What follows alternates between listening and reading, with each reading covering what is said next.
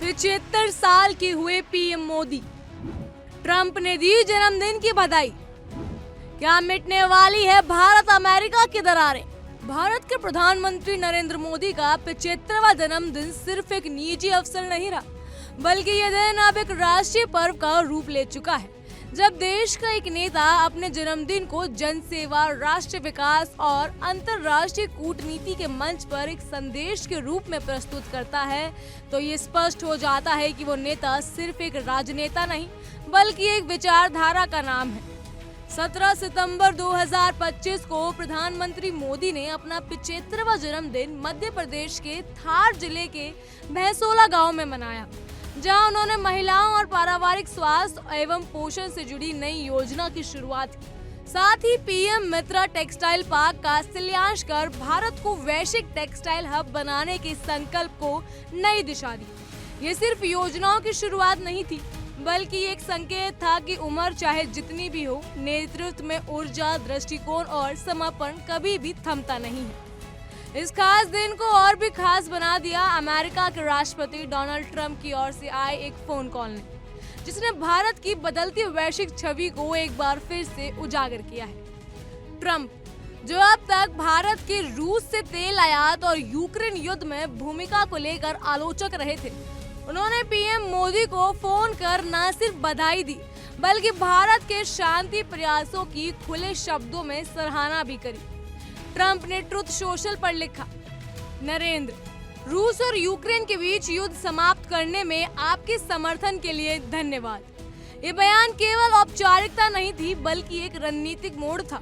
एक ऐसा मोड़ जो दर्शाता है कि वैश्विक मंच पर भारत की भूमिका को अब कोई भी शक्ति नजरअंदाज नहीं कर सकती। प्रधानमंत्री मोदी ने भी इस पर संयम और कूटनीतिक परिपक्वता का परिचय देते हुए कहा, मेरे प्रिय मित्र राष्ट्रपति ट्रंप, मेरे जन्मदिन पर आपके फोन कॉल और शुभकामनाओं के लिए धन्यवाद। मैं भी भारत अमेरिका व्यापक साझेदारी को नई ऊंचाइयों पर ले जाने के लिए प्रतिबद्ध हूँ।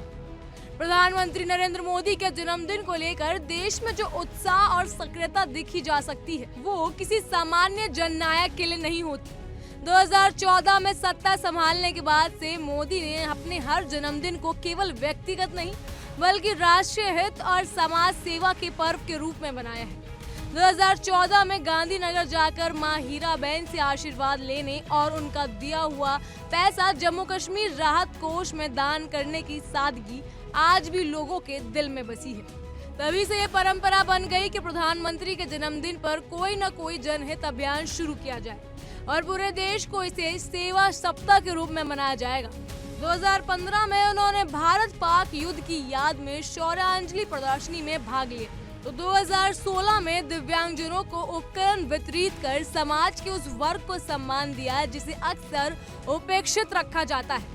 2017 में उन्होंने सरदार सरोवर बांध और स्टैच्यू ऑफ यूनिटी परिसर का दौरा कर विकास और विरासत को एक साथ जोड़ने का संदेश दिया। 2018 में अपने संसदीय क्षेत्र वाराणसी में बच्चों के साथ समय बिताया और 600 करोड़ की परियोजनाओं की सौगात दी। 2019 में स्टैच्यू ऑफ यूनिटी के पास नर्मदा नदी की पूजा कर भारतीय संस्कृति की जड़ों को छूने का प्रयास किया। 2020 में जब पूरा विश्व कोरोना की महामारी से जूझ रहा था, तब प्रधानमंत्री मोदी ने अपने जन्मदिन पर दिव्यांगजनों को उपकरण वितरित कर सेवा ही संकल्प की भावना को आगे बढ़ाया।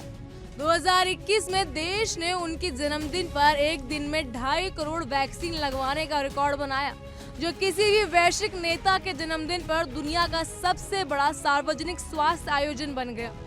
2022 में उन्होंने नामिबिया से आए चीतों को कूनो नेशनल पार्क में छोड़कर भारत के जैव विविधता और वाणिज्य संरक्षण को एक नई पहचान दी।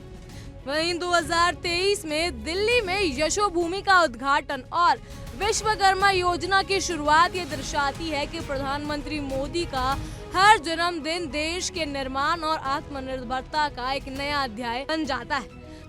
2024 में 74वें जन्मदिन पर उन्होंने भुवनेश्वर में 26 लाख पीएम आवास घरों का उद्घाटन किया और सुभद्रा योजना की शुरुआत की, जो महिलाओं की सामाजिक और आर्थिक सशक्तिकरण की दिशा में बड़ा कदम था। यह दिन बीजेपी सरकार के तीसरे कार्यकाल में 100 दिन पूरे होने वाला प्रतीक भी बना। 2025 में जब वो 75 वर्ष के हुए हैं तो एक बार फिर ये साफ हो गया है कि उनके लिए जन्मदिन सिर्फ एक तारीख नहीं बल्कि एक विचारधारा है। जीवन राष्ट्र के लिए, हर क्षण जन सेवा के लिए। आज नरेंद्र मोदी के नेतृत्व में भारत एक निर्णायक शक्ति बन चुका है, चाहे वो वैश्विक मंच पर हो या घरेलू मोर्चे पर। डोनाल्ड ट्रंप जैसे वैश्विक नेता का रुख बदलना और भारत की शांति प्रयासों की सराहना करना ये दिखाता है कि भारत अब वैश्विक राजनीति का सरमोर बन जा रहा है। जिस देश को पहले केवल विकासशील की श्रेणी में देखा जाता था, अब वो वैश्विक एजेंडा तय करने की भूमिका निभा रहा है और इसका श्रेय उस नेतृत्व को जाता है जिसने हर मौके को जनसेवा में बदला, जिसने हर चुनौती को अवसर में बदला और जिसने अपने जीवन को देश को समर्पित कर दिया।